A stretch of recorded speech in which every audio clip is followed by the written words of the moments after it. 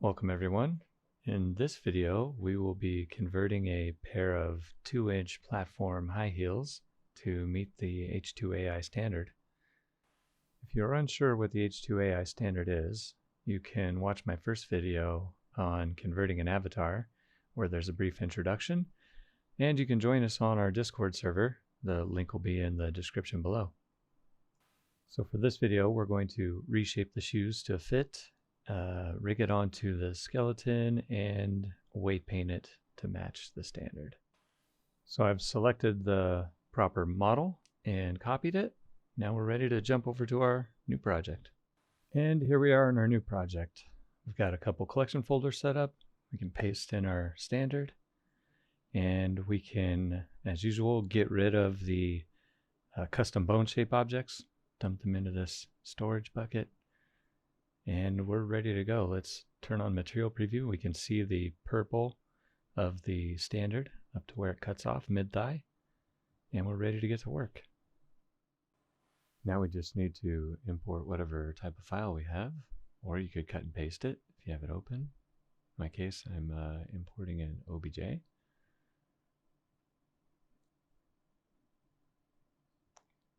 There we go. Now we just need to conform this to the shape of the foot. Then we can rig it to the skeleton and weight paint it.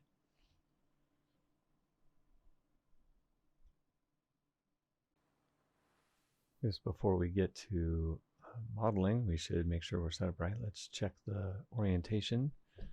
And I can see there's a little rotation on it. So let's apply all transforms first, just to reset its orientation. There we go. So looking at it straight from the side, you can see we need to bring this lower part of the shoe up to meet the foot better. So we're going to want to select everything. I'm going to X-ray mode, select a big section here, turn on proportional editing. We don't want to affect too much of it, so watch what's changing while you're making the move. That looks pretty good.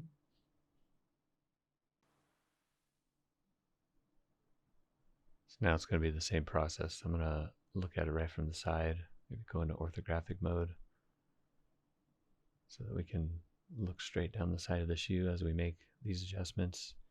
And this might be a little tricky because of the geometry that I have to work with, but it's really just going to be a matter of doing the same process, sliding the vertices around to get them to better meet the shape of the foot.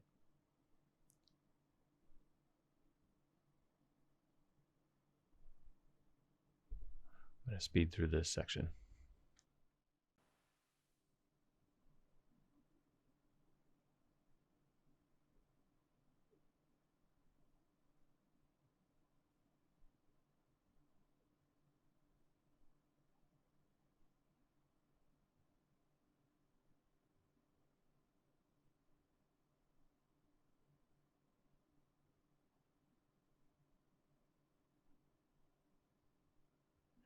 Just going to have to find what works right for the geometry you have to work with.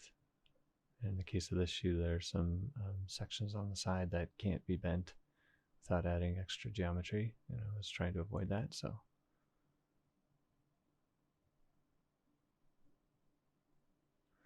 You can see in the case of the straps that go across the feet here, I leave lots of extra room. I make sure that I don't get too close to the feet. I've mentioned this a couple times, but it's a definite must. When you're creating for the standard, you should leave a couple millimeters above the skin. Try not to make anything skin tight, because that won't leave any room for error in weight painting or skin design. And there needs to be a little bit on both sides.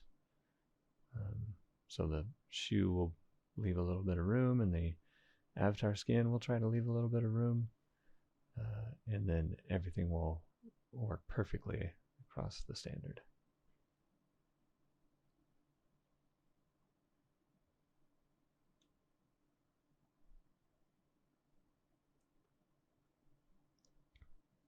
like to bring the shoes down to right at 0. That gives them a good looking world.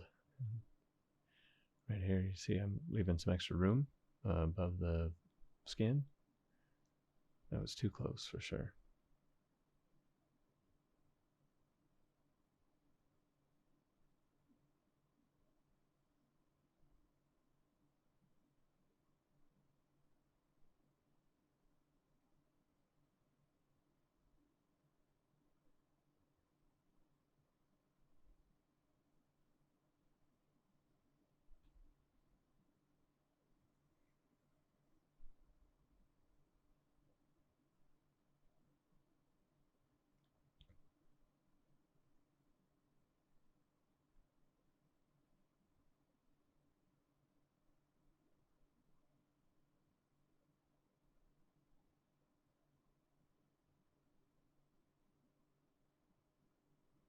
And there we go. Our shoe now fits the foot. So we can mirror it over so that we've got a left and right shoe. We can do that pretty easy. Just use a mirror modifier.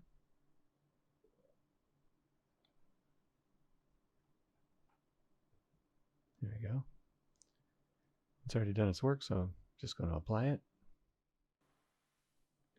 And I'm going to make sure to turn off this merge vertices just to make sure it doesn't change the geometry unexpectedly.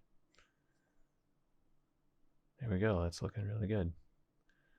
Now we can rig it to our armature, and then we can weight paint. So here we are back in object mode. We can select our shoes and show the armature. So with our shoe selected, we'll shift click the armature, shift click the skeleton, and then hit Control P and choose with empty groups. This will add all of the armature vertex groups to the shoes. So we can select the shoes, go over here, and we can see we have everything that was on that armature. So we don't really need all of the vertex groups. Everything on this shoe is below the ankle, so we really only need 2 of them. The right ankle and the left ankle. So we can go over here and lock the groups that we care about. There it is. And again, just because we're completely below it, that's the reason why we only care about this one. We can delete all unlocked groups. That'll just clean it up, make it real easy to find the ones that we care about, we need to paint the shoes to. All right, so let's go into weight painting mode.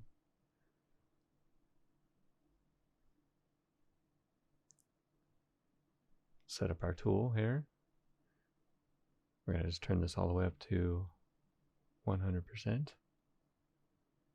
And then we want to make sure auto normalize is on. Turn off front faces only, and we're going to use the project under the fall off so we can paint all the way through the shoes. Make sure we can get everything. And you can turn on in your overlays panel, you can turn on this option to have it show you if things have been painted before, and these shoes have no paint information. That's why they're black.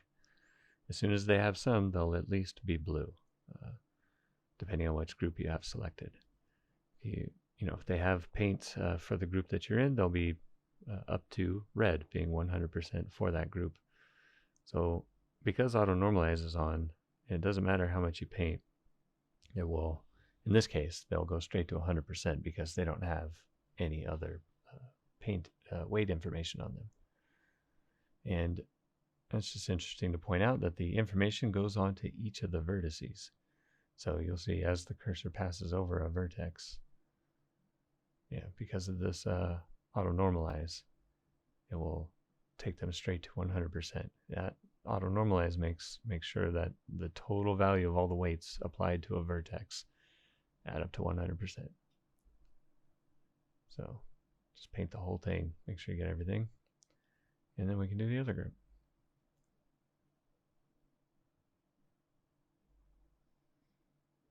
There we go. Super easy. every vertex here will move exactly the same, all weighted to the ankle, with no bending or any unwanted movement. And there we go. Now we can check for movement, make sure everything's working good. Go into pose mode, grab the bones, turn on the normal orientation so we can rotate around the bone axis. There we go.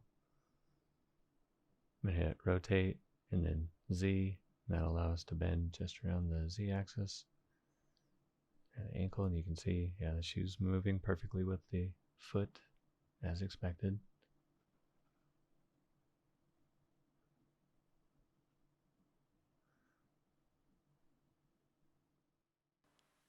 So when you're all done, just select all the bones, go up to the pose menu and clear all. Make sure the other side works good. And now that we're done, we don't need this standard skin anymore. Can delete that off there. Here we are. This is ready to be exported to Sansar. Before we do that, let's make sure that the shoes don't need any transforms applied to them. You can see they're all zeros here. And same thing on the skeleton.